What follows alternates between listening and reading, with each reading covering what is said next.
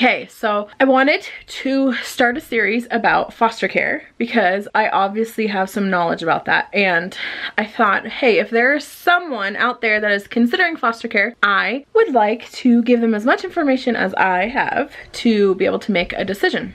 So this video is, can you handle being a foster parent? I live in a self-induced madhouse. Taking myself seriously isn't an option.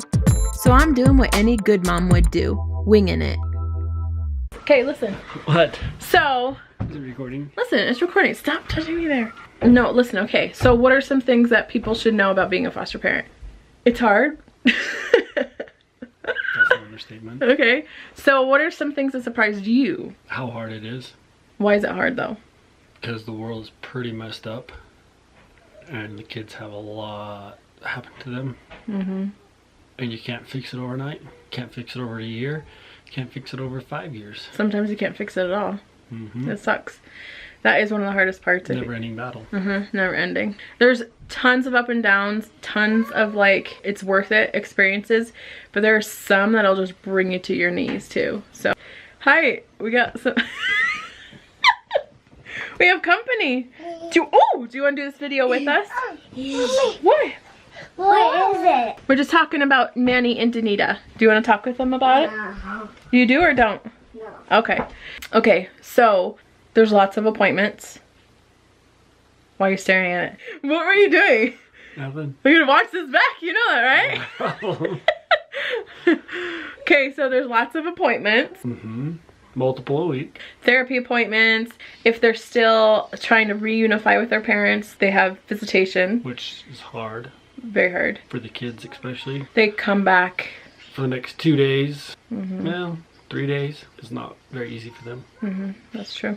So if there's parental involvement still, that is very difficult. Even as they're older, most of them will they're trying to figure out this balance, this life of loyalty towards their bio family versus your family, and you have to get to a point where you're okay with being second, always, that you'll always be second. So even if you adopt them and they, you know, join your family and everything is great and wonderful, there'll always be those times where you feel second and you have to be okay with that. They can't really be blamed. It's kind of biology and how that all works. Are you okay with being second best? Are you okay with having everything blamed on you? Are you okay with it never being enough? No matter what you do, it's not enough. So those are the tough parts. But then I feel like something people don't realize is when you become a foster parent and you invite these kids into your life, a lot of times people like them find themselves into your life also, whether it be if they're a sibling group and you have 1 or 2 of them, other siblings might find their way in your life. Boyfriends and girlfriends, they generally tend to like gravitate towards people that they're comfortable with, which means that they're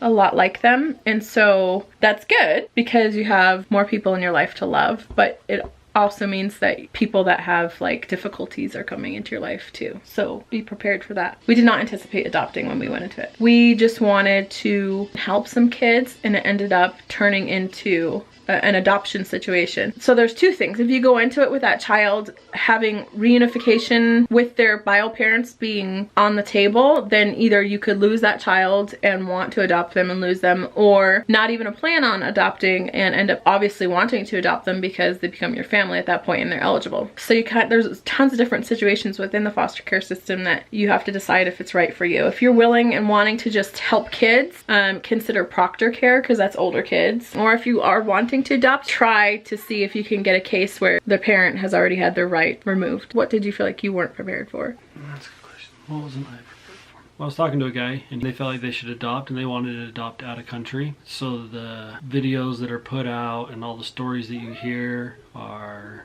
you meet with the kid and they run to you and they embrace you and you're now mommy and daddy. And he said that was the hardest thing for him, because he went overseas. They finally got their daughter, and he had these grand plans of coming home off the airplane and having her on his shoulders and having the whole family there greeting him and being happy. They picked her up and she did not like males, and so he wasn't even allowed to be in the same vehicle on the way home.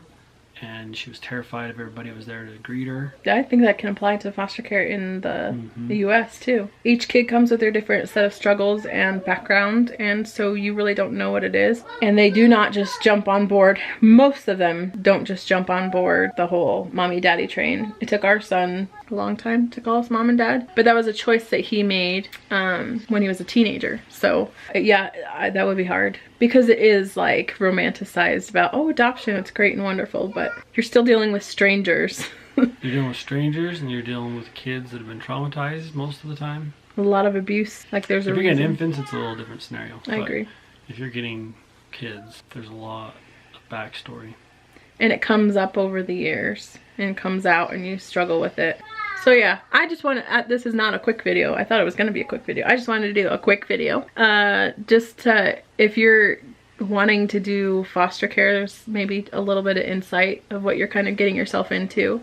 We'll be doing some more videos, like going in depth on each of the subjects, kind of that we just grazed over, and then you get to see more of this handsome dude. Look at my shiny background. Do you like that? Get out of here! They can't see that stuff. Who can't? The people. It's gonna be demonetized. Good. Okay, so yeah, so we'll have more about foster care and our journey in foster care and subsequently adoption in the future. So we'll see you later. You say bye, maybe. Okay, tell him you love him. Give him kisses. Give him kisses. Give him them kisses. You sicko! Don't miss any videos. Hit that subscribe button and be one of the first ones notified by hitting that bell button.